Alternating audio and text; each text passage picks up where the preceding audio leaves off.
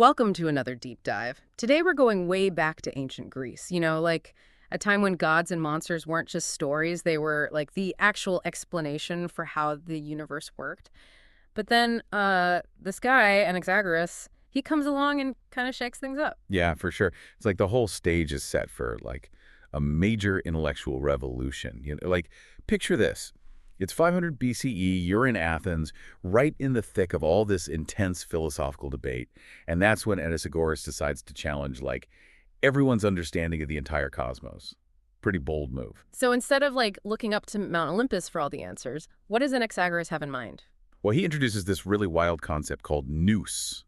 N-O-U-S, nous. And it kind of changes everything. Now, we're not talking about some Zeus-like figure throwing lightning bolts and stuff. This is something much more, I don't know, radical. Nous is pure, like, eternal intelligence, kind of like the ultimate organizer behind the entire universe. Oh, wow. So instead of Zeus and the rest of the Greek pantheon calling all the shots, it's really the power of the mind itself. Exactly. And it gets even more interesting when you consider the thinkers who came before Anaxagoras. Like there was Thales, who believed that everything ultimately was just water. And then Anaximenes, who thought air was the fundamental element. Then Anaxagoras shows up and he's like, hold on a sec. What if it's not about some physical substance at all? What if it's all about like a universal intelligence that shapes and guides everything? Okay, now that's a serious paradigm shift. He's not just giving a different answer, he's asking a whole new question. It's not what is the universe made of anymore, it's what makes the universe, tick. That's it. And that's what makes Anaxagoras stand out. He isn't just suggesting a new element or anything like that. He's proposing something way different. A principle of order, a kind of mind that's behind reality itself. Like, think about it, for people back then, it'd be like saying there's this grand plan, this purpose, but it's not coming from the gods they've always known. It's coming from something much deeper, something built into the very fabric of, like, existence itself. It's like he's, I don't know, pulling back a curtain and revealing this whole new dimension to existence. Totally. And that's only the beginning, believe it or not. And Anaxagoras' next big idea is going to, like, completely blow your mind. Remember those seeds I mentioned? Yeah, those tiny particles that make up everything. Wait, are those what some people call homeomeres? I have to be honest, that one's a mouthful. You're totally right. Homeomeres is the more technical term. But seeds really gets at what Anaxagoras was saying. He believed each one of these seeds, these incredibly tiny building blocks, contains a little piece of everything else in the universe. Wait, so everything is in everything. Like this coffee I'm drinking, there's a tiny bit of, I don't know, the Parthenon in there. According to Anaxagoras, yeah. And not just the Parthenon. A tiny piece of the moon, a speck of you, me, even this conversation we're having right now. It's a pretty wild concept, even today. That's insane. So it's not like gold is made of like pure gold's elements. It's that gold seeds just have a much higher concentration of, I don't know, goldness than anything else. Exactly. That's how it works for everything. It's all about the proportions of these infinite seeds, Whoa. always mixing and mingling to create the amazing diversity of the world we see. There aren't really any, like, truly fundamental elements in the way we might usually think about them. It's just endless combinations. And each seed is like a tiny little universe in itself. So every single seed has a little bit of everything else in it. Does that mean like everything can be divided forever? Like there's no point where you can't break things down any further? That's exactly what Anaxagoras is getting at. And it's Yeah. like totally different from how people thought about matter back then. It's a whole new way of understanding like the very building blocks of reality. I'll be honest, this is a lot to wrap my head around. But I gotta ask, how did he explain this whole seed thing in a way that, regular people could understand? Did he have any, like, examples? He did. And it's actually a really simple example. Anaxagoras used a loaf of bread. A loaf of bread. Okay, that's not what I was expecting. Tell me more. So think about it. Bread is bready, right? Like that's its main thing. Yeah. But it's not just made of some pure bread element. Uh-huh. You've got the water that was in the dough, the yeast that made it rise, the fire that baked it, even a tiny bit of the baker themselves. Ah, I see what you're saying. So the bread is mostly bread seeds, but they're mixed with little bits of water seeds, fire seeds, baker seeds, basically everything. Exactly. And just like with the bread, Anaxagoras thought the entire universe was like this giant mix of infinite seeds.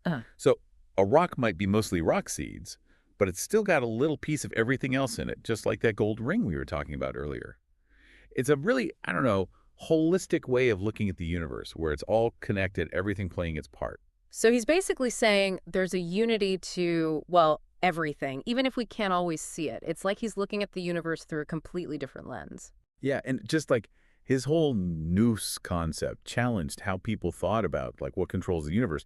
This seed theory really shook things up when it came to understanding like matter itself.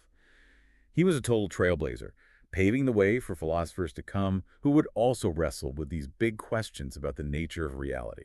I can only imagine the kinds of conversations these ideas must have sparked. Hmm. But I am curious, did he apply this kind of radical thinking to other areas too? What about things everyone saw every single day, the sun, the moon, the stars? Did he have anything to say about those? Oh, absolutely. In fact, that's where things get really interesting and maybe a little risky for Anaxagoras.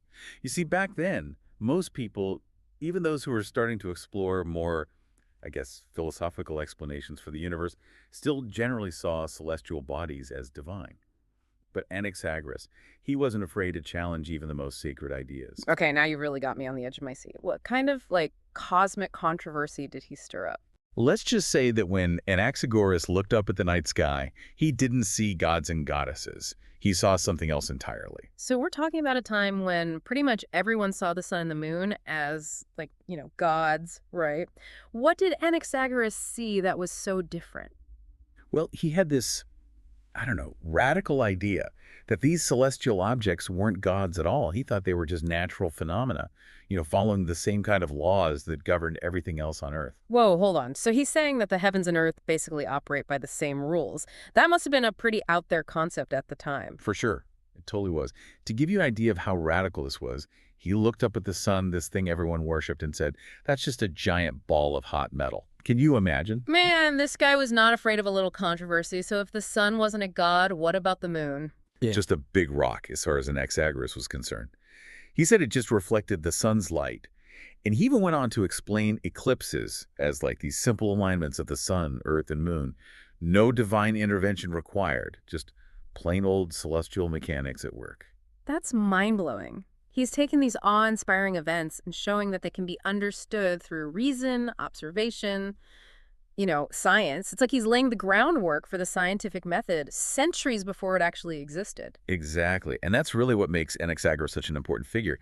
He's bridging this gap between a world explained by mythology and one where natural explanations start to take hold.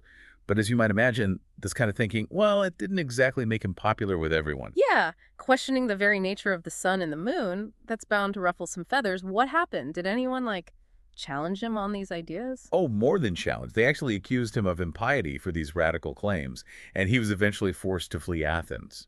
It's kind of a tragic reminder that sometimes the pursuit of knowledge can come at a pretty steep price. Yeah, it's a story that's played out again and again throughout history. The people who dare to see the world differently are often the ones who face the harshest consequences. But even though Anaxagoras was exiled, his ideas didn't just vanish, did they? Not at all. In fact, thinkers like Plato and Aristotle, they really grappled with Anaxagoras' ideas, debated them, refined them.